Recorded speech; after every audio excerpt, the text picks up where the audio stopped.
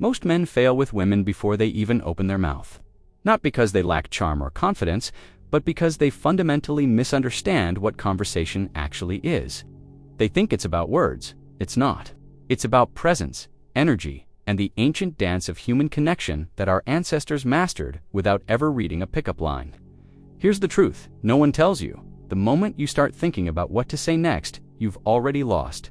The moment you begin performing, instead of being, you've stepped out of your masculine frame and into the desperate energy that repels the very connection you're seeking. Today, I'm going to share with you the psychological principles that govern genuine attraction and show you how to master conversation not through tricks or techniques, but through understanding the deeper currents of human nature itself. The first thing you need to understand is this. Women don't fall for your words, they fall for your energy. And your energy is determined not by what you say, but by what you don't need to say. Think about the most magnetic men you know, the ones who women naturally gravitate toward. They're not necessarily the funniest or the most talkative. They're the ones who seem completely comfortable in their own skin. They're present, they're grounded. They emanate a quiet confidence that says, I don't need anything from you to feel complete. This is the paradox of attraction. The less you need it, the more you get it. Most men enter conversations with women from a place of scarcity. They're hoping to impress, hoping to prove their worth, hoping to get something. This underlying desperation, no matter how well hidden, creates an energy that women can feel instantly. It's like walking into a room while secretly needing everyone to like you. People sense it immediately, even if they can't articulate why. Women have evolved to be incredibly sensitive to these subtle energy shifts. For thousands of years, their survival depended on reading the intentions and emotional states of others. They can detect neediness, insecurity, and desperation, like a bloodhound detects scent. It's not conscious, it's instinctual. So, the first principle of masterful conversation is this: enter every interaction complete. Not looking to get something, but willing to give something. Not seeking validation, but offering your authentic presence. This doesn't mean being passive or uninterested. It means being genuinely curious about her as a human being, not as a prize to be won or a puzzle to be solved. Here's where most men go wrong. They treat conversation like a performance where they're the star. They're constantly thinking about the next clever thing to say, the next joke to tell, the next way to impress. They're so focused on their own performance that they miss the most important element of connection. Actually paying attention to the person in front of them. Real conversation is not a monologue with brief intermissions. It's a dance. And in any good dance, you need to feel your partner's rhythm, respond to their movements, and create something beautiful together. When you're truly present with someone, magic happens. You start noticing things others miss. The way her voice changes when she talks about something she's passionate about. The micro-expressions that reveal her true feelings. The subtle shifts in energy that signal when to lean in and when to give space. This level of presence is incredibly rare in our distracted world. Most people are half listening while mentally composing their response or checking their phone. When you offer someone your complete attention, it's like offering water to someone dying of thirst. But presence alone isn't enough. You need to understand the psychological principles that create genuine connection. The first is this: people don't remember what you said as much as they remember how you made them feel.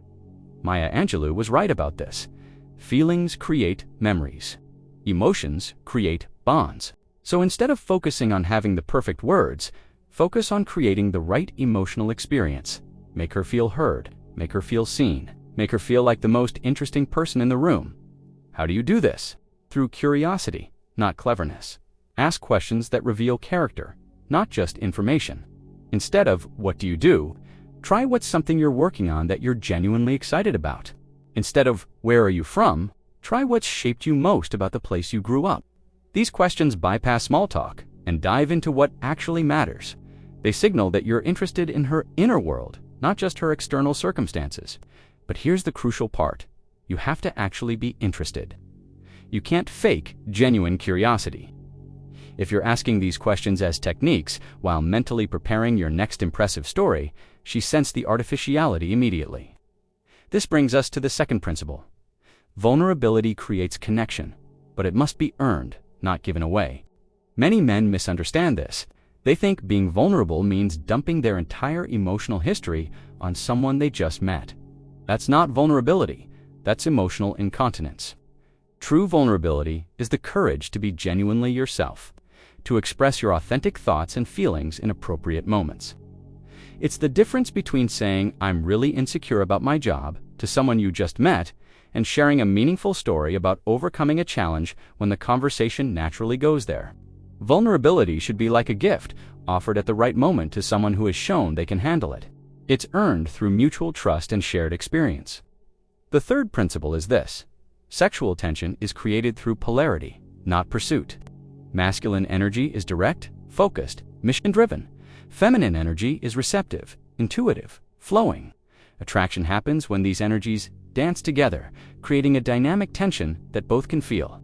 Most men collapse their masculine energy in conversation with attractive women. They become agreeable, approval-seeking, and reactive. They match her energy instead of maintaining their own. This kills polarity and destroys attraction. Maintaining your masculine frame doesn't mean being aggressive or domineering. It means staying grounded in your own reality, having your own opinions and not losing yourself in the interaction. If she says something you disagree with, don't automatically agree to avoid conflict. Express your perspective respectfully but firmly. If she tests your boundaries, maintain them calmly but clearly. If she's having an emotional moment, don't try to fix it or match her emotional state. Stay centered and present. This creates the polarity that generates attraction. She gets to be in her feminine energy because you're holding strong masculine energy. But here's what's counterintuitive. This isn't about being stoic or emotionally unavailable. It's about being emotionally regulated. You can be warm, playful, and engaged while still maintaining your center. Think of it like being a tree in a storm. The branches can bend and sway with the wind, but the roots remain firmly planted. You can be flexible and responsive in conversation while never losing your core stability. The fourth principle is about timing and rhythm. Every conversation has a natural flow, like music. There are moments to speak and moments to listen, moments to lean in and moments to pull back, moments for depth and moments for lightness. Most men either rush the process or miss the signals entirely. They try to create intimacy too quickly, or they stay stuck in surface-level banter when the moment calls for something deeper. Learn to read the room. If she's giving you one-word answers and looking around, she's not engaged. If she's leaning in, asking questions, and ignoring her phone, she's invested. If she's sharing something personal, don't immediately try to top it with your own story. Receive it, acknowledge it, let there be a moment of connection. Sometimes the most powerful thing you can do in conversation is pause. Let there be silence. Most people are terrified of conversational silence, but it's in these moments that real connection often happens. It's where attraction builds. It's where she has space to feel what she's feeling instead of being overwhelmed by constant stimulation. Comfortable silence is a sign of confidence. It says you don't need to fill every moment with words to validate your worth. The fifth principle is about authenticity versus strategy. There's a difference between being strategic and being manipulative. Strategy is understanding human psychology and using it to create genuine connection. Manipulation is using psychology to get what you want, regardless of the other person's well-being. The man who masters conversation does so not to trick women into liking him, but to create space for authentic connection to flourish. He understands that real attraction can't be manufactured, only facilitated. This means being honest about your intentions while being respectful in your approach. If you're interested in someone romantically, there's nothing wrong with that. But pursue that interest from a place of abundance, not scarcity. From a place of offering value, not taking it. Here's a hard truth. Most men are terrible conversationalists because they're trying to get something rather than give something. They're focused on their own needs, their own insecurities, their own agenda. They're not actually present with the person they're talking to. Master conversationalists understand that the best way to be interesting is to be interested. The best way to be attractive is to find others attractive for who they really are, not just how they look. This doesn't mean being a people pleaser or having no standards. It means approaching others with genuine curiosity and appreciation, while maintaining your own values and boundaries. When you interact with women from this place of centered masculinity, something shifts. The conversation stops being about proving yourself and starts being about discovering each other. The energy changes from needy to abundant, from desperate to curious, from performing to connecting. But here's what really separates masters from amateurs. They understand that not every conversation needs to lead somewhere. Sometimes the point is just the conversation itself. Sometimes the victory is simply having a genuine human moment with another person. This mindset eliminates outcome dependence, which is one of the most attractive qualities a man can possess. When you're not attached to results, you're free to be fully present. When you're not trying to get somewhere, you can enjoy where you are. This doesn't mean being passive or not expressing interest when you feel it. It means holding that interest lightly, like sand in your palm. Grip too tightly, and it slips through your fingers. Hold it gently, and it stays. The ancient Stoics understood this principle deeply. They taught that we can't control outcomes, only our actions and responses. In conversation, this means focusing on being the kind of person who creates great conversations, not on controlling how others respond to you. You can't make someone like you, but you can become someone worth liking. You can't force attraction, but you can embody the qualities that naturally attract others. You can't guarantee connection, but you can show up in a way that makes connection possible. This is the path of the conscious man. He works on himself, not to manipulate others, but to become someone capable of genuine relationship. He develops his conversational skills, not as techniques to deploy, but as expressions of his evolved character. The man who has done this inner work carries himself differently. He speaks from a different place. He listens with different ears. He's not performing masculinity, he's embodying it. Women sense this immediately. There's something different about a man who's comfortable in his own skin, who doesn't need external validation, who can hold space for others while maintaining his own center. This is what true masculine presence looks like in conversation. It's not about dominating or impressing. It's about being so grounded in yourself that others feel safe to be themselves around you. When you master this, you'll notice something profound. Conversations become effortless. Words flow naturally. Connections form organically. Attraction builds without force or manipulation.